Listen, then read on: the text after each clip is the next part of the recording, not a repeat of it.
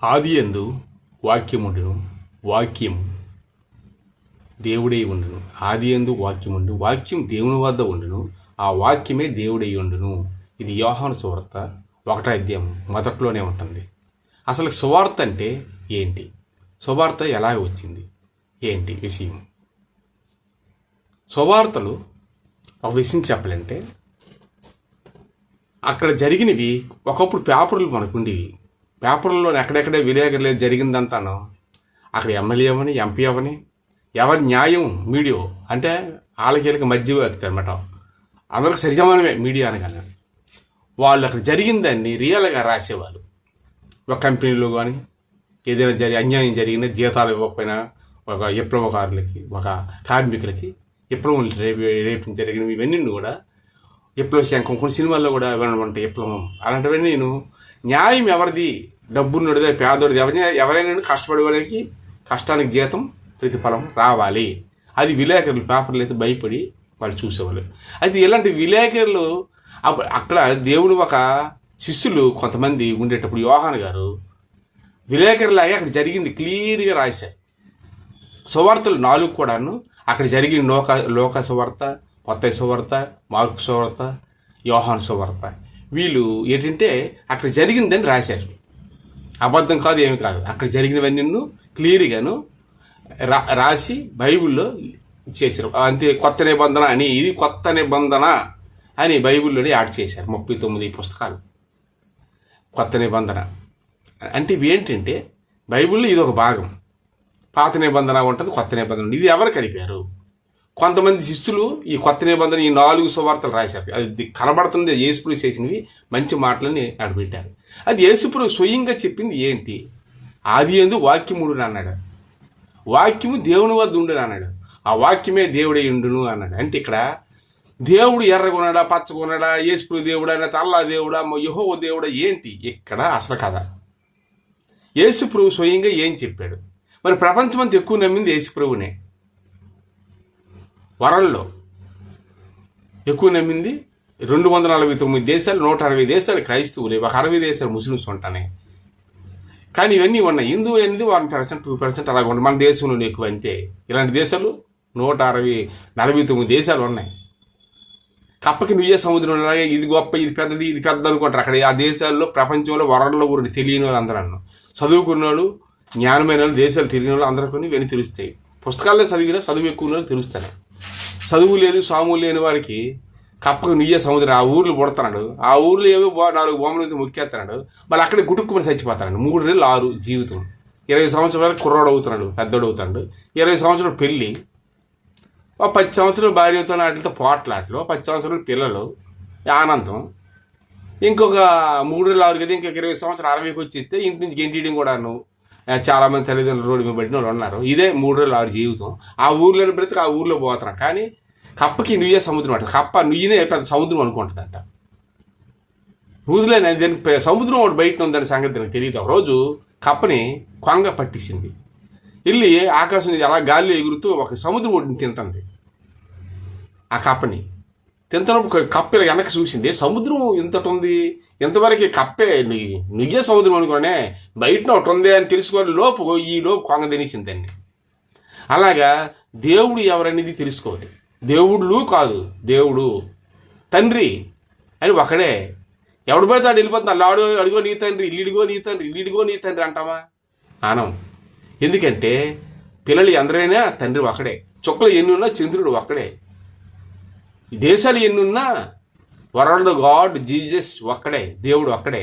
మరి యేసుప్రభు చెప్పిన మాట ఏంటి? యోహాను సువార్తలో ఆదియందు వాక్యముండును అన్నాడు. వాక్యం దేవుని వద్ద ఉండును అన్నాడు. ఆ వాక్యం దేవుడే ఉండి. ఆది అంటే ఇప్పుడు ఎన్ని వేల సంవత్సరాలు ఆదామావ పుట్టిన ఆదామావ 900 సంవత్సరాలు, 30 సంవత్సరాలు బ్రతికారు. ఇప్పుడు అబ్రహాం గారు 170. మరి ఇప్పుడు మనం ఓన్లీ 70. మరి కొంతమంది 3 నెలలు 6 జీవితం. మరి ప్రపంచంలో ఎక్కడేం జరుగుతుంది అన్నీ తెలుసుకోవాలి. అక్కడ పుట్టి అక్కడ చచ్చిన అక్కడ పోయానని కాదు. ఎందుకు పుడుతున్నామో తెలియదు, ఎందుకు సత్తానమో తెలియదు.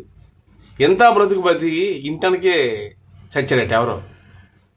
అలాగేనట్టు ఎంత బ్రతుకు ఇంటానికి చచ్చినట్టు కాకుండా ఒక పేరు, ప్రత్యేకత, ఒక విషయం, ఒక విధానం అనేది కూడా ఎక్కడేముందో ఏంటో ప్రపంచం అంతా తెలుసుకోవాలి.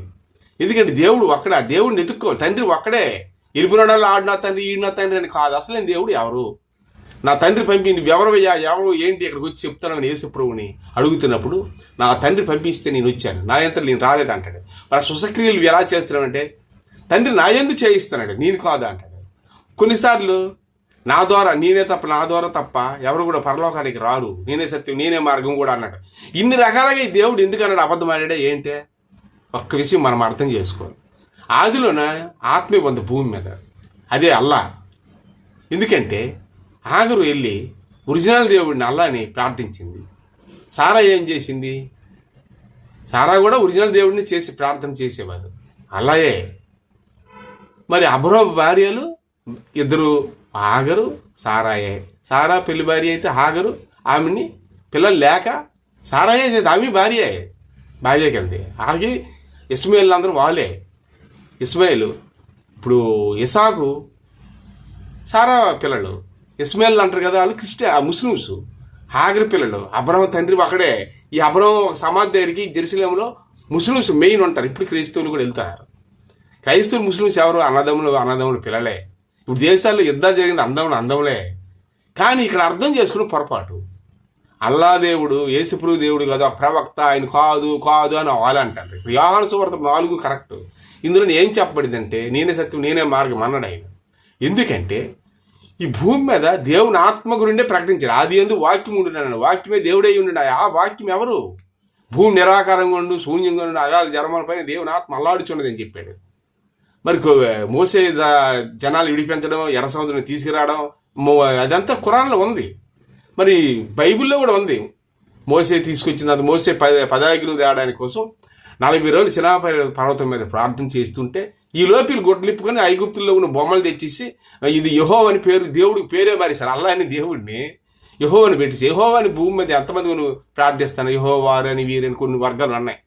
కానీ ప్రపంచమంతా 60 దేశాలు అది రైటే గ్రంథం. అల్లాయే యేసుప్రభు ఒక గోడర్థంగా అల్లా యెహోవా అని పేరు యేసుప్రభు ఎత్తలేదు. ఆది యందు వాక్యం ఉండును, వాక్యం దేవుని వద్ద ఉండును, ఆ వాక్యం దేవుడై ఉండును అని చెప్పాడు. అది ఎవరు? హాగరు ఆ అరణ్య ప్రదేశానికి వెళ్ళిపోయినప్పుడు భార్య వాళ్ళ ఫ్యామిలీ కుటుంబాలు గొడవలాలు ఫ్యామిలీలు ఉండేటప్పుడు, అక్కడ నీరు లేనప్పుడు ప్రార్థించినప్పుడు, కుమారుడు తప్పిపోయినప్పుడు కూడాను అక్కడ జంజం బావి ఒకటి, జంజం బావి, అక్కడ ఆ నీరు తెచ్చి స్వస్థత కూడాను ఉంటుంది. అది ఎప్పుడు కూడా ఆరదు. అదే జుమా మసీద్ ఉంటుంది అక్కడ హాగరు ఆగరుకి వెళ్ళేది అనమాట. మక్క వెళ్తారు కదా, అక్కడ జుమా మసీదు అక్కడ మక్క దగ్గర అక్కడ ఈ వాటర్ అనేది ఉంటుంది, జంజం బావి అని ఉంటుంది. అదే ఆగరు. అక్కడ ఒరిజినల్ దేవుడు ఆవిడ్ని దర్శించి అక్కడే ఉంచి, అది ఒరిజినల్ అలా ఉంది. యేసుప్రభు చెప్పిందల్లా దాని గురించి చెప్పాడు. నువ్వు పరిశుద్ధుడు ఎవరు అంటావు? తండ్రి పరిశుద్ధుడే కదా అన్నాడు. అలా పరిశుద్ధుడే. వాళ్ళు ఒక శుక్రవారం చూడండి, ఒక పాటలు వేయరు, ఏమి చేయరు. సినిమా పాటలకు వెంటనే ఎక్కడ మసీదు ఉంటే అక్కడికి వెళ్ళి ప్రార్థన చేస్తారు. అదే సిస్టమ్ మరి క్రైస్తవులు ఉంటుంది. అంటే ఎక్కడ ప్రార్థనతో ఆర్సీఎంఎన్ ఒకటి, రాముల కీర్తన ఒకటే, ఎన్నెన్నో వీరు సొంతంగా పెట్టి యెహోవారే వీరు, ఇవన్నీ కాదని ఒకరు. కానీ అల్లా అనేది అది మారలేదు. ఎక్కడైనా వాళ్ళు ఒక ఫంక్షన్ చేసినా ఏది చేసినా ప్రేమ అభిమానం చూపుతారు. ఇవన్నీ ఉంటుంది. ఒరిజినల్ టావులు ఏం చేస్తారు? వాళ్ళు కూడా ఒక రాంగ్ యేసుప్రభు దేవుడు కాదు, ఒక ప్రవక్త అని అంచనాన్ని చెప్తూనే ఉంటారు. యేసుప్రభు ఎప్పుడు కూడా అల్లా దేవుడు కాదు అని అనలే. ఆది యందని చెప్పాడు, పేరు ఏది చెప్పలేదు. ఆది యందు వాక్యం ఉండును అని చెప్పాడు. వాక్యం వద్ద దేవుడు ఉండును, దేవుడే వాక్యమే దేవుడే అన్నాడు. ఆది యందు వాక్యం ఉండును, వాక్యం దేవుని వద్ద ఉండును, ఆ వాక్యం దేవుడే ఉండును అని యోహాను సువార్త మొదట్లో చూస్తుంది. లోకమునకి దేవుడు ఇచ్చాడు కానీ దేవుడిని లోకం అంగీకరించలేదు అంటాడు. యేసుప్రభునే సిలువేస్తారు అర్థం కాక. ఆయన వెయ్యండి దేవుడు అంటారు అని వేస్తారు అంతే. అయితే ఆయనకి ఇంకే దారి దొరక్క సరే వేసేయండి అన్నాడు. సిలువేసిన ఆయన అయిపోయినా అది సరే 3వ దినం నేను లెగుస్తున్నాను అన్నాడు. లేచాడు కదా. ప్రపంచం గుడ్ ఫ్రైడే. ఇప్పుడు అందుకు క్రైస్తవులు ఎక్కువ రాజు చేసుకునే దేవుడే ఇంకంతే. ఎప్పుడు కూడా నా తండ్రి యెహోవా అని ఆయన అక్కడే అన్నాడా? అల్లా అని అన్నాడా? నా తండ్రి అన్నాడు, నేనే అన్నాడు. ఆయనే దేవుడు. ఆది యందు ఆత్మ దాని గురించి అది చెప్పుకొచ్చాడు. దేవుడికి పేరేమైనా ఉందా? మోసే గారు ప్రార్థిస్తున్నప్పుడు ఐగుప్తుల్లోన వాళ్ళ మామగారి మందపోయినప్పుడు ఉన్నవాడు అనువాడు నేనే అన్నాడు. దేవుడు మాట్లాడాడు. మరి ఇది అంతను అది అల్లాహు అంటే ఏంటి? ఉన్నవాడు, నేను ఒక దేవుడు తప్ప ఇంక వేరే దేవుడు లేవుడని. ఇది చాలా జాగ్రత్తగా గమనించండి. యేసుప్రభు చెప్పింది రియల్గా నిజంగా చెప్పాడు. ఆయనే దేవుడు. ఇంకా డెఫినెట్గా తప్పనిసరిగా నమ్మండి. మీరందరికీ ఇది వాక్యం షేర్ చేయండి. కొంచెం జాగ్రత్తగా ఆలోచించండి. Thank you.